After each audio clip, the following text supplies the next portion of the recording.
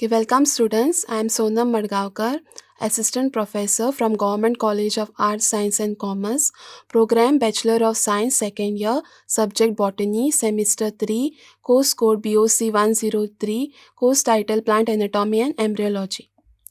Title of the unit is Unit 5, Structural Organization of a Flower, Module name Flower as a Modified Reproductive Shoot. Outline, Introduction, Basic Structure of Flower, Flower as Modified Reproductive Shoot. Learning outcomes. At the end of this module, the learner discusses the structure of flower, lists the various parts of a flower, explains the flower as a modified reproductive shoot. Now coming to the introduction. Now for plants, flowers are structures of sexual reproduction. A flower may occur singly or as a part of an inflorescence. Exhibit a great array of variation in size, color, shape and insertion of different floral parts. Now coming to the basic structure of a flower, the flower is defined as a highly condensed and modified reproductive shoot. In spite of limitless variation, its basic organization is fairly uniform. Now this is an image of a typical flower. So the flower is made up of different parts. The first one, which is the stalk region, is the pedicel. Then we have the swollen part, that is a receptacle. Then the green structures which we can see are the sepals. Then the colored portion is the petals. Then we have the male reproductive organs, that is the stamens. So the stamens are made up of anther and the filament, and they are together called as stamens. Then we have the female reproductive organ of the flower, that is made up of stigma, style and ovary. So this together we call them as an pistil.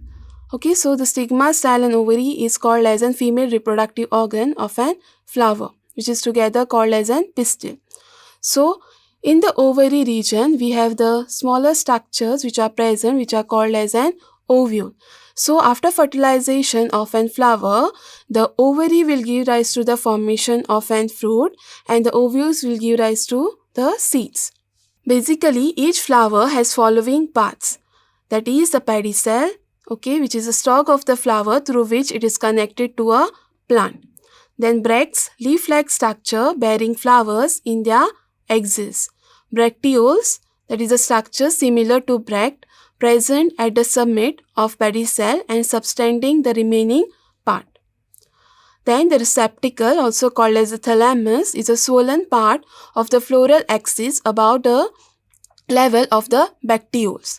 Now floral leaves are present on the receptacle. Now 4 types of floral leaves are found in a flower, that is sepal, petal, stamen and carpel. Now 4 types of organs borne on the receptacle in the distinct whorls are called as calyx, corolla, androecium and gynoecium. Now coming to a complete flower. So a complete flower means when the calyx, corolla, the androecium and the gynoecium are present on a single flower. Incomplete flower is a flower with one of the 4 whorls missing. Bisexual flower means both gynoecium and the androecium is present in the same flower. Unisexual flower is when the androecium or the gynoecium and any one of them are present in the flower. Monoecious plants. Now monoecious plants are plants when both male and female flowers are present on the same plant. Example, Cocos, Ricinus, Colocasia, Zea and Acalypha. Dioecious plants. The plants when the male and the female flowers are present on separate plant. Example is mulberry and papaya. Coming to the floral symmetry of the flowers. Now floral symmetry is of 3 types. The first one is actinomorphic, which is also called as radial or regular. So when the flower is divided by any vertical plane into 2 equal halves, then it is called as an actinomorphic flower. Example, mustard, China rose, datura and chili. Zygomorphic, also called as bilateral. So when the flower is divided into 2 equal halves only by one vertical plane, then it is called as zygomorphic flower. Example, pea, bean, gulmohar and cassia. Asymmetrical or irregular. So when the flower cannot be divided into 2 equal halves from any plane, then it is called as asymmetrical flower. Example, canna. Now coming to the first whorl, that is the outermost whorl of a flower, is a calyx. So the sepals they together they are called as an calyx. So the outermost whorl of a complete flower, then its individual member is called a sepal.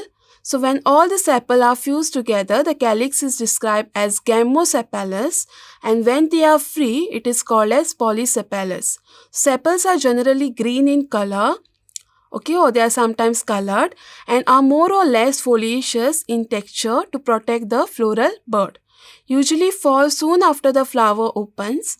In plants such as gooseberry, they are persistent and protect the developing fruit. Okay, next is corolla. Okay, so the next word is corolla. So the flower owe their charm mostly to the bright and the gorgeous colors and attractive forms of corolla. So the corolla is basically made up of petals which are colored. So each unit of the corolla is called a petal.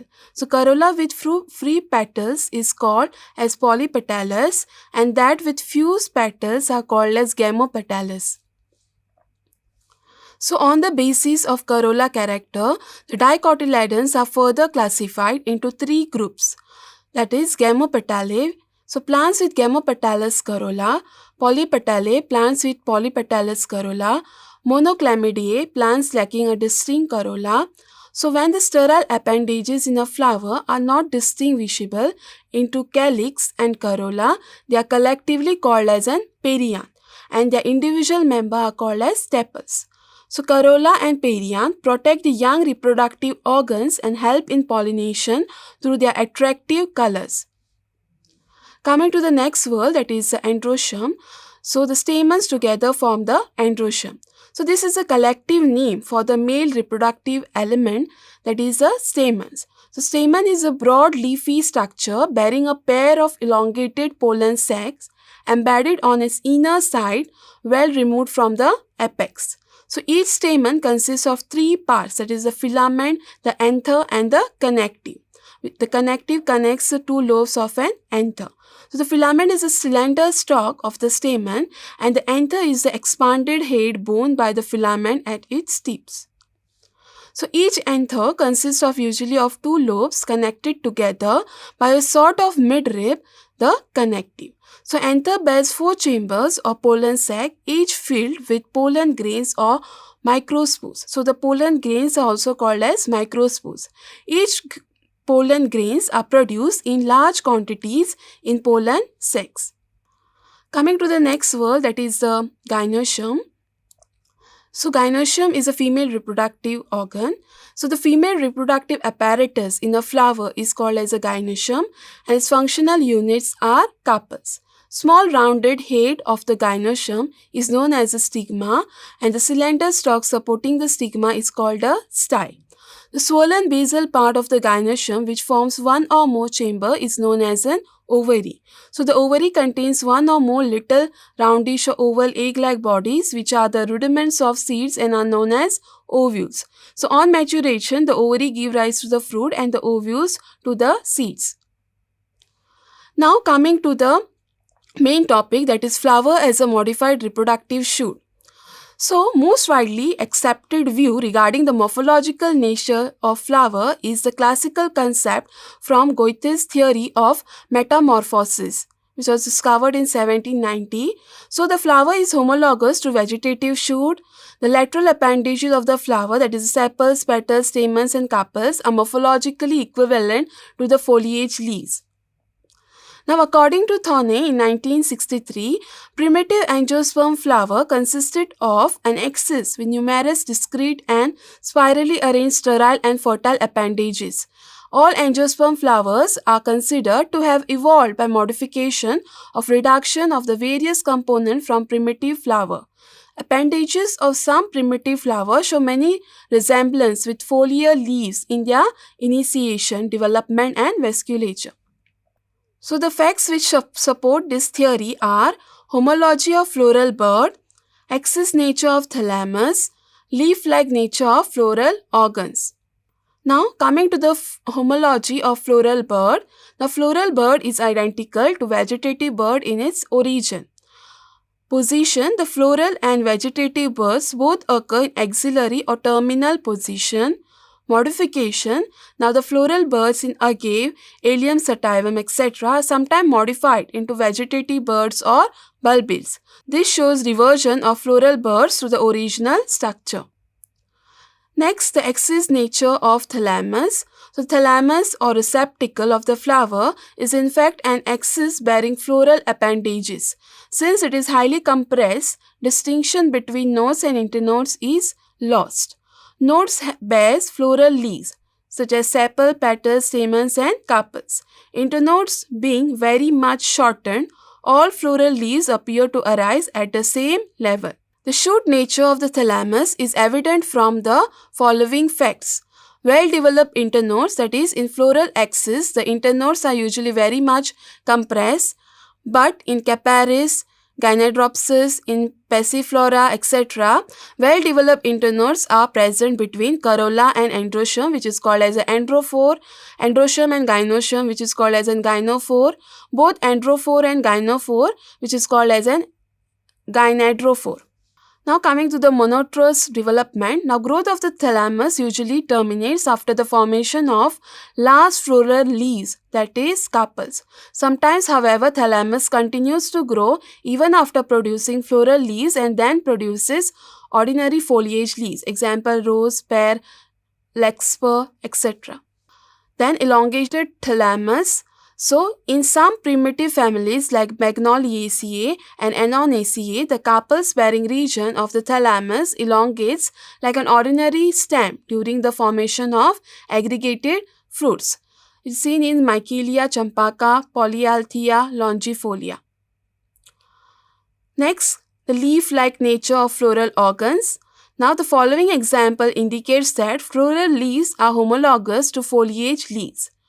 Phyllotaxy, that is, the arrangement of floral leaves on the thalamus is similar to that of foliage leaves on the stem. Estivation, the estivation of floral leaves is similar to prefoliation of foliage leaves. The foliar nature of the sepals. So, in Musenda frondosa rubiaceae family, one of the sepal in one or more flowers of an inflorescence becomes large, brightly colored and leaf-like. In Paeonia, that is in the Anonculaceae family, there is a gradual transformation of leaves to bracts, sepals and petals. Then coming to the transition of floral leaves, so in Nymphaea, there is a gradual transition from sepals to petals and from petals to stamens and carpels.